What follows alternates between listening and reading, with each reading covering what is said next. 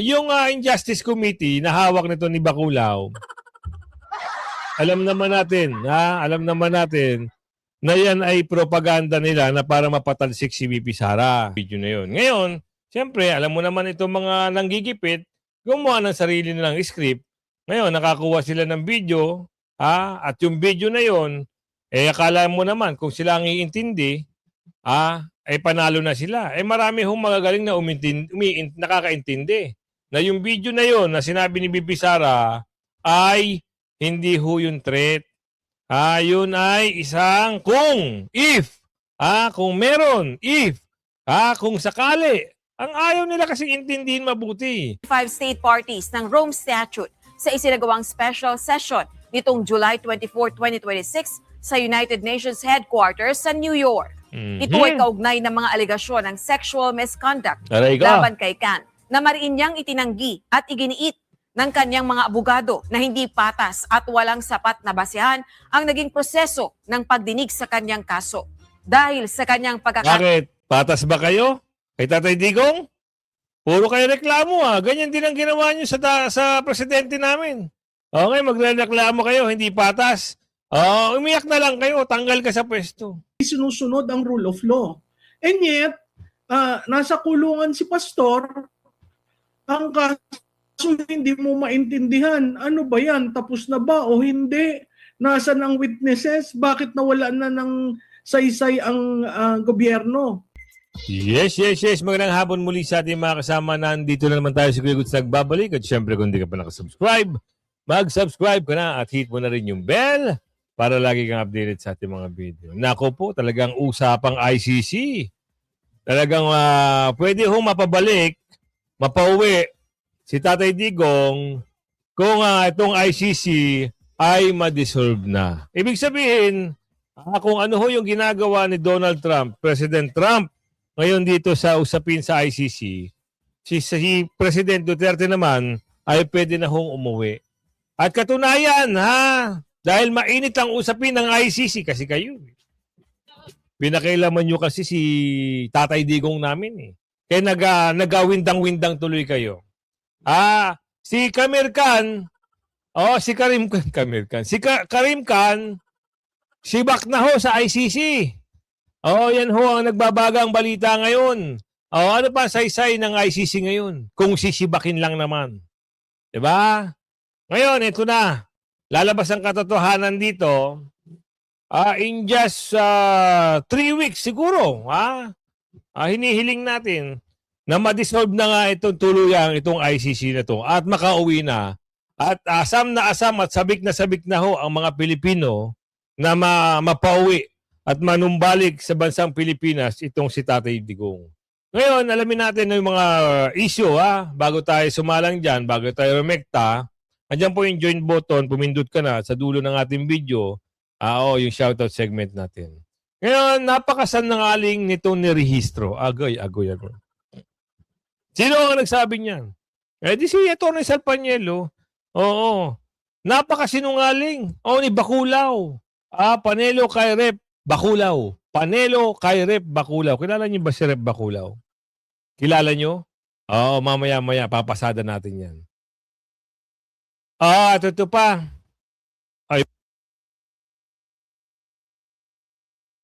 Ayun. Medyo nagkakaroon ng error Okay na. Clear na. Yan. Ito sa mahalagang mga bagay ang dapat nyo malaman. Excited na rin kasi ako hindi lang sa issue ng bansang Pilipinas, kundi itong pagbuwag ni President Trump dito sa ICC. Marami kasi itong, alam mo yung ICC na yan, parang isang ano lang yan parang isang, ako masasabi ko lang para sa akin. Kayo, bahala kayo kung paniniwalaan nyo ko. Isang ahensya yan na parang kumulumbat lang ng kaperahan. Mantakin nyo, isipin nyo meron na balita na yan ay binibigyan ng $2 million bago arestuhin si Tatay Digong. Di paldo? Pera. Di ba? Halatang halata Ngayon, kung tuluyan na ho bubuwagin ito at si Karim Khan ay sibak na, Oh, sabi, Karim Khan, opisyal nang tinanggal bilang ICC Chief Prosecutor. Oh, nako. Karma yan, boy! Karma sa iyo. Kung pwede lang talaga magmura at murahin kayo, 1,000 times kung gagawin sa inyo. Dahil pinahirapan nyo, mahal namin presidente, mga ay, pasok na natin yan. Mahalagang walang preba. Wala talaga silang preba na yung mga inakusa kay Tatay Digong ay katotohanan. Walang katotohanan yun. Gawa-gawang kwento lang yun. Isang pinagtagpitagping kwento, istorya, pinagsama-sama at nagtulong-tulong yung mga dorobo sa Pilipinas. At siyempre, yung panggulo, daw di umano, nakakagigil ka. Isa kang Judas. Tinulungan na kayo, makabalik sa pwesto, tinulungan na kayo, mapakulong ang tatay niya, mapalibing ang tatay niyo, ganyan pa ang gagawin niyo kay Tatay Digong at sa mga Duterte, mga Judas talaga, sabi ni Aling Marie. Oh, mahahalatang walang preba eh. Diba?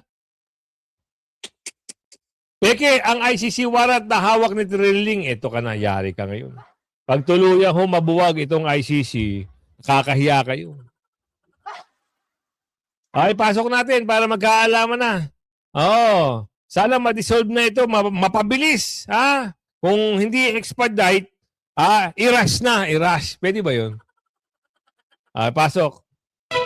Former President Rodrigo Duterte could potentially return to the Philippines if the International Criminal Court or ICC is eventually dissolved. That is the view of a geopolitical analyst following U.S. President Donald Trump's firm stance against the International Tribunal, which he claims is a threat to state sovereignty. This report. The International Criminal Court or ICC is once again in the spotlight following U.S. President Donald Trump's call to dissolve the International Tribunal. In the Philippines, the ICC's role in the case against former President Rodrigo Duterte remains controversial. For critics of the Marcos administration, the government's actions paved the way for the former president to be brought to The Hague. They argue that the rights of a Filipino and a former president to undergo the judicial process in his own country were not defended. U.S. President Donald Trump expressed a similar sentiment, which is why he wants to dissolve the ICC. According to the Trump administration, the U.S. does not fall under the jurisdiction of the ICC because although it signed the Rome Statute in the year 2000, it was never ratified by the U.S. Senate. One of the key reasons behind Washington's opposition to the ICC is its investigation into alleged war crimes in Afghanistan, including allegations against members of the U.S. military. In an interview with SMNI News, geopolitical analyst Herman Camentong Chulaurel said this is one of the main reasons Trump wants to oppose the ICC. Kinakasuhan po nila yung nilang mga sundalo ng Estados Unidos sa mga gera ng Estados Unidos tulad sa Afghanistan. Siyempre ayaw na ayaw ng Amerikano po yun. Pero si Trump ang medyo may independence from the European leaders talaga. Wala rin naman kasing magandang ginawa yung ICC na yan. Kaya hindi ho pumapabor. Si President Trump. Tama lang naman, nabuwagin yan. Wala rin namang maganda yan. Kundi nandodorobo lang din yung ICC na yan. Pinahihirapan lang yan. Huhulihin. Tapos, hihingi ng pera, di umano. Diba? Kukuha ng pondo. Kasi kumukuha sila ng pondo doon sa mga bansa na mayroong silang hinihiring. Nagre-request yung mga yan daw, di umano, sabi ni Aling Marie. Diba? Ngayon, ano na nangyari sa kanila? Buti nga, galito si Trump. Bakit kinasuhan ng ICC judges si US President Trump? Kaya ho nagalit yan. Kinasuhan kasi. Bakit? Alamin natin kung bakit. Bakit daw kinasuhan? Kinasuhan kasi si Trump ng 3 ICC. Buti nga, at mga pinagsisiba kayo.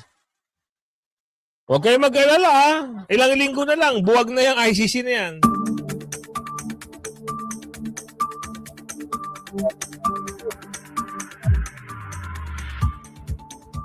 Ayan sabi dito, laban kay US, basahin na lang natin na nag-file ng lawsuit ang 3 judge ng International Criminal Court laban kay US President Donald Trump at sa kanyang administrasyon. Bakit? Ang mga naghain ng demanda ay sina Judge Kimberly Frost ng Canada, Judge Solamay Balungi Bosa ng Uganda, at Judge Rain Adelaide Sophie Alapini Ganson ng Benin. Bakit kinasuhan? Matatandaan noong February 2025, nagpataw ang Trump administration ng sanction laban sa ilang opisyal at judges ng ICC. Kabilang ang pag-freeze ng asset at ari-arian na nasa US. Buti nga.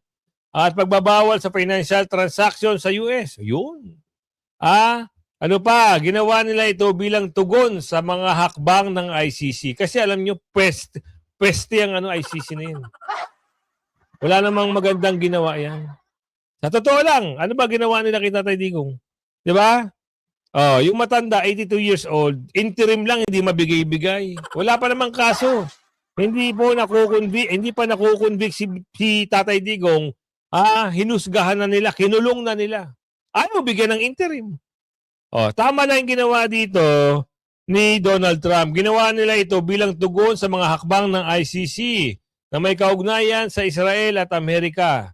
Kabilang dito ang paglabas ng arrest warrant laban kay Israel Prime Minister Benjamin Netanyahu. Kita nyo? ICC naglabas ng Buti nga. Dapat lang sa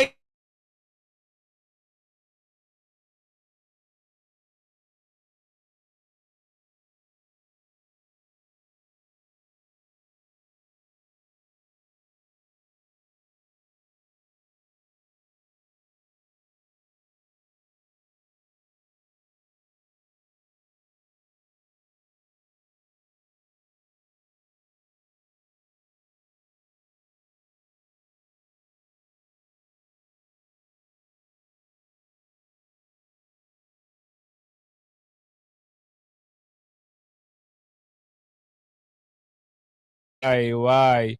Nawala ho internet natin. Pasensya. Nagloko.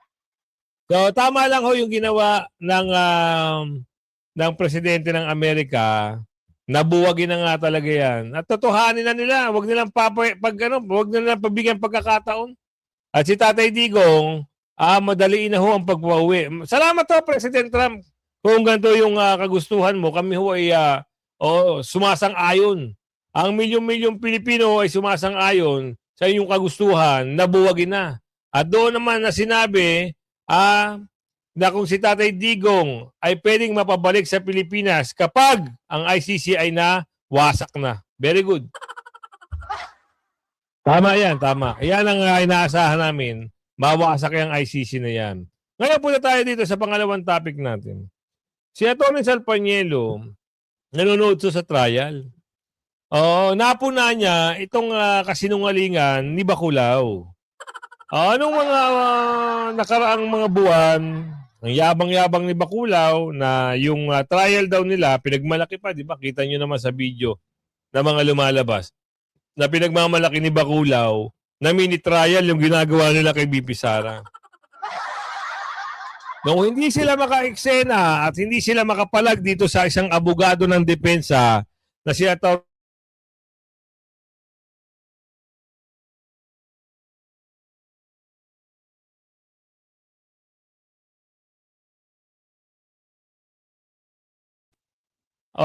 Nawawala tayo pasensya na. Hindi raw mini-trial at wala raw mini-trial sa ginagawa nila.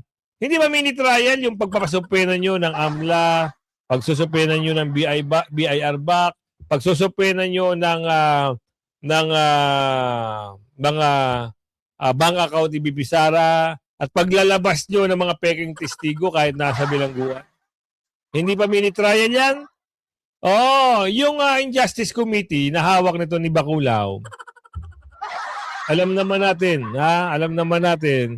na yan ay propaganda nila na para mapatalsik si BP Sara. Ngayon, hindi ho umabante dahil wala na silang aasahan na 16 na boto. Kaya nga pati pagkain, sinisilip na lang ng mga to. Diba? Alamin natin dito, Atty. Salpanielo. Sinungalingan yun. Sa kanya nang galing yun eh. Si Luis Tro ang una nagsabi, we will conduct a mini trial. Napakasinungaling talaga yung mga palibasa kasi eh. Dahil may personal knowledge ang isang senator judge sa issue ng pagkakasapak ng dating mayor at ngayon Vice President Sara Duterte bilang ebidensya. Ito nga nangyari noong 2011 at ginamit na nga na insidente bilang ebidensya laban sa bise sa nagpapatuloy na impeachment trial. Do you have any comment po sa pahayag ni Senator Bongo? Ilang beses na nating ikwento yung kinikwento ni Bongo. Senator Bongo. Tama yung sinasabi. Ang punto niya kay Matibag, witness. Kasi ginawa mo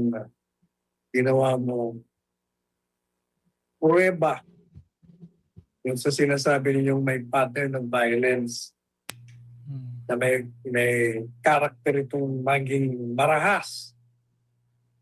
Ang pinupunto ni Senator Bongo, hindi mo nyo pa pwedeng gamitin yan. Kasi yung incident nyo, dapat sinuli nyo muna kung bakit naging gano'n ang aksyon ni Mayor Indeksal. Ano ba sitwasyon nun? Ang sitwasyon nun, nagkaroon ng flash flood. Maraming namatay. Siyempre, apektado yung lahat ng lugar kung saan nagkaroon ng flood. Kasama na doon yung mga informal settlers na tinatawag ng squatters. So nagkaroon ng kaso. Pinaalis sila. Pumayag naman ng korte kasi hindi kanila yun.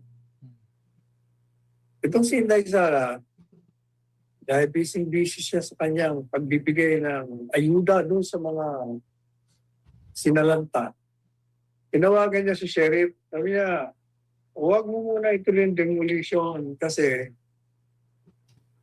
meron pa akong ginagawa rito. Pag-usapan natin, natin ang pagkakataon yung mga yan, makalibat. Bigyan mo ka ng 2 oras. Madalit sabi, hindi ho sumunod yung sheriff. At that precise time, yung sheriff po ang pinaka-makapangyarihan doon. Kung anong iutos niya, gagawin ng mga pulis na kasama niya kasi may court order sila. Ang problema ganito, dagdag ko pa doon sa sinabi ni Senador Bongo, yun ang order to demolish, demolition order, yun ay subject to reconsideration. Hindi pa ho pinal yun, pwede pa mag-file ng motion to reconsider the ruling. At pag nag-file ka, and at the time, kung alam ko meron, hindi mo dapat na ituloy ang demolition. So nung dumating si Inday Sara, dahil hindi siya sinunod, nag-uumpisa na yung batuhan. Sa kumbaga, nagsisimula na ang gulo, ang parasan. Kaya kinakailangan ipakita niya kung sino ang may kapangyarihan sa panahon na yun. Hindi yung sheriff o hindi ang alkalde ng bayan na yun. Kaya sinapok niya para makita ng lahat, excuse me akong mayor dito tumahimik kayo. Itong si Matibag, gusto niya pakita na marahas. Violent. Oy, Mr. Matibag, tandaan mo parang nakalimutan mo yung pinag-aralan mo sa batas din ka pa naman na natawag. Yung violence in itself is not unlawful. Yan. Kasi under the law, you can use legitimate lawful violence against somebody that will inflict violence on you. Yan ang tinatawag na self-defense. Pag sinasaktan ka, pinapatay ka, pwede mong unahan. Gagamit ka rin ng violence. Kaya mali yung kanyang, mali yung pinupunto ng Matibag.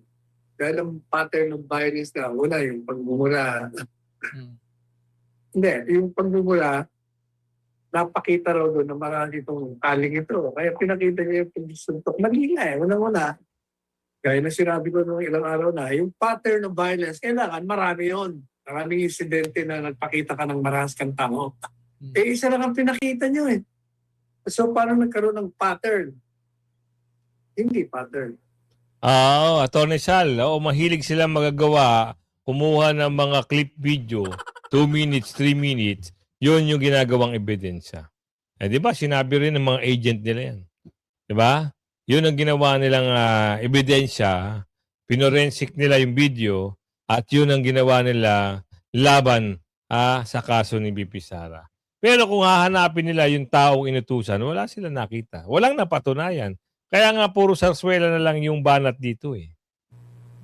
Yun. Nabanggit nga kahapon sa impeachment trial, ito nga mga persons of interest na tinutukoy ni NBI Director Melvin Matibag. Ano pong masasabi niyo doon, Attorney Sal, na narrow down na daw into 20 at ito'y umano'y galing sa VPSG at sa yung tinatawag na Davao Death Squad?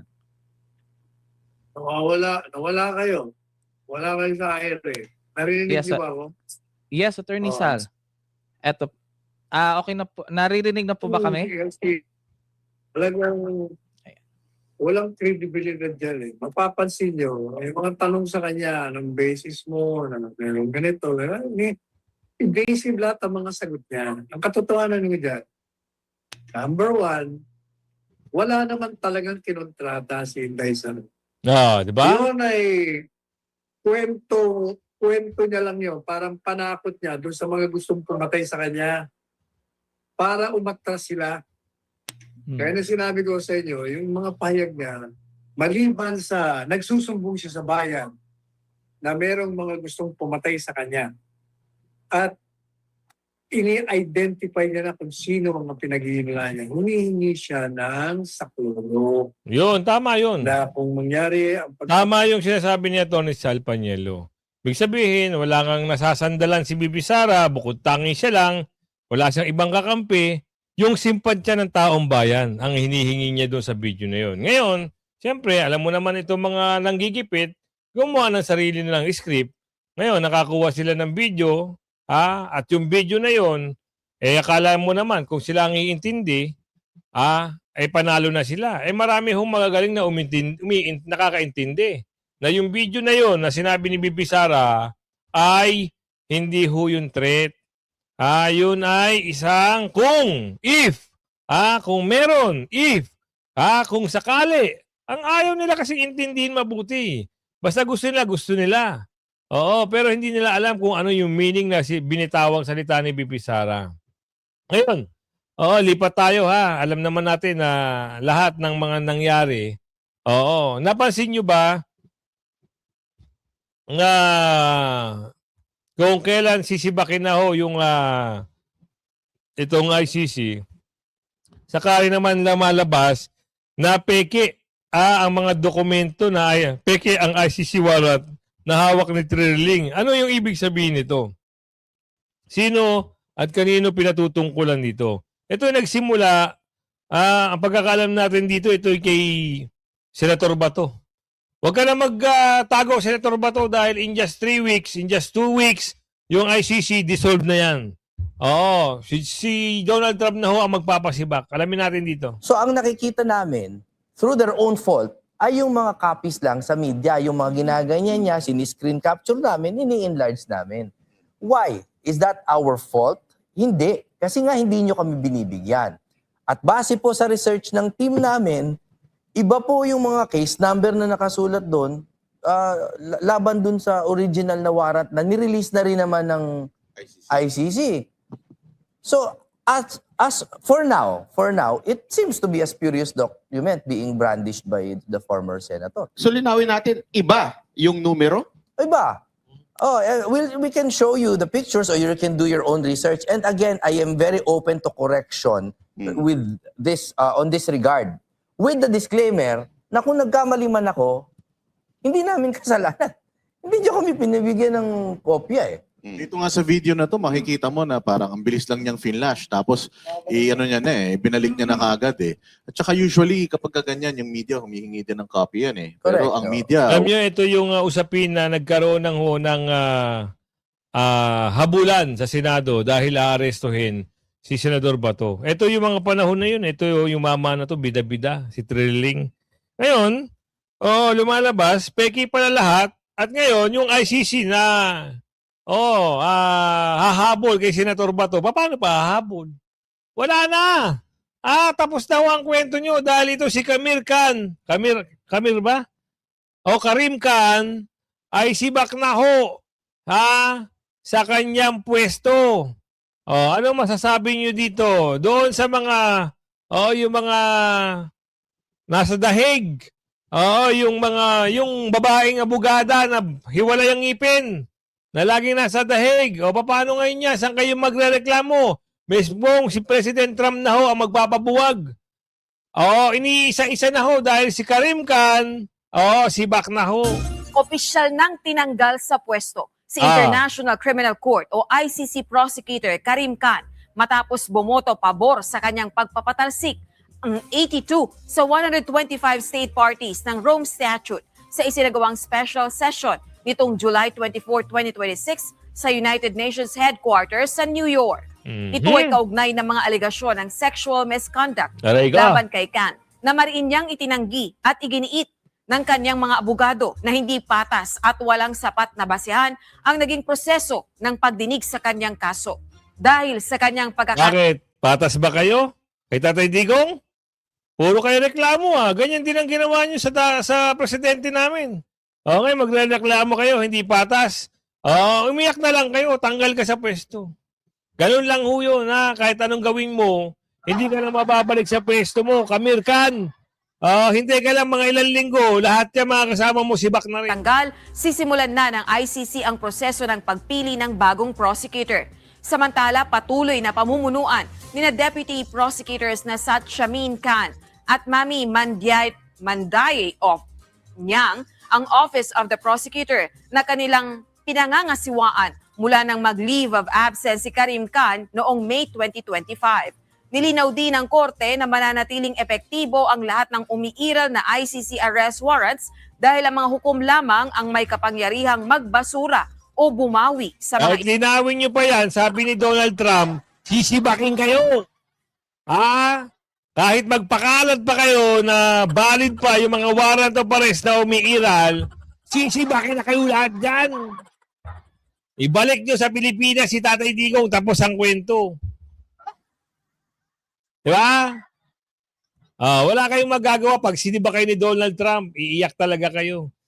Diba? Ganun lang yun. Simplihan lang natin. Lahat kayo, perwisyo kayo. Pinerwisyo nyo ang bansang Pilipinas. Pinerwisyo nyo si Tatay Digong. Ayaw bigyan ng interim. Kinulong nyo. 1 taon na mahigit. Isa mura lang. Isa lang. Isang malutong lang. Pusang gala kayo. Yun. Pusang gala. Ito maganda pag-usapan ito. Attorney Prof. Tikia, mahalatang walang prueba. Diba? Ito yung kaugnay doon sa nangyaring trial na ang kanilang witness ay si Tibag-Tibag na wala namang personal knowledge. Dito na tayo sa impeachment trial na nabanggit nyo na po. Ang pinakahuling testigo nila na ginamit ay ang mismong pinuno ng NBI. Tingin nyo po ba parang risk din ito sa kanila? Kasi siya ang nagdadala sa imahe ng NBI. Now ngayon, nabubulgar paano sila mag-imbestiga na maraming mga nakapuna doon sa paano sila mag-imbestiga, paano sila maghain ng reklamo hanggang sa umusad, hanggang sa papunta doon sa kaso talaga at maraming mga gakusan na selective yung kanilang pagpili, yung mga pag-decide na ito'y mali, ito'y hindi mali, ito yung kasi seryoso yung pagkaka-deliver, yung itong hindi ito pasok sa amin, yung mga ganun po, ma'am. Tapos 3 pang mula taga NBI ang nagtestigo. Walang yung mismong involved, kahit nga yung sinasabing binantaan, wala ding affidavit, hindi rin humarap.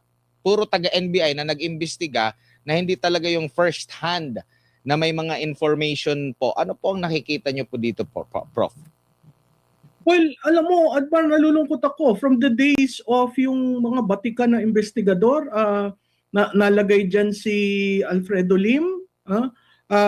At makikita na maayos pag investigasyon. Kasi ang basehan ng kaso dun sa DOJ ay yung investigasyon nyo. Kung nakita natin dun sa isa, no, pamali-mali ang date, pamali-mali ang subpoena, Nawala. mali ang affidavit, anong sasabihin na DOJ? Paano makakain na ito bago nang kita natin kay Pastor Kibuloy, ang tagal na, ilang taon na nangyari ang si Torre pa ang pumunta dyan sa Kingdom, sa Davao para iharas. At nakita naman natin kung paano hindi sinusunod ang rule of law. And yet, nasa kulungan si Pastor, ang kaso hindi mo maintindihan. Ano ba yan? Tapos na ba o hindi? Nasaan ang witnesses? Bakit nawala na ng saysay ang gobyerno? So makikita mo from the very start, the design was talagang i-eliminate yung mga critics. At yung pag nakita mo nga dito, nagiging salamin yung testimony nung tatlo na taga-NBI kung paano gumugulong ang hustisya sa administrasyon na ito.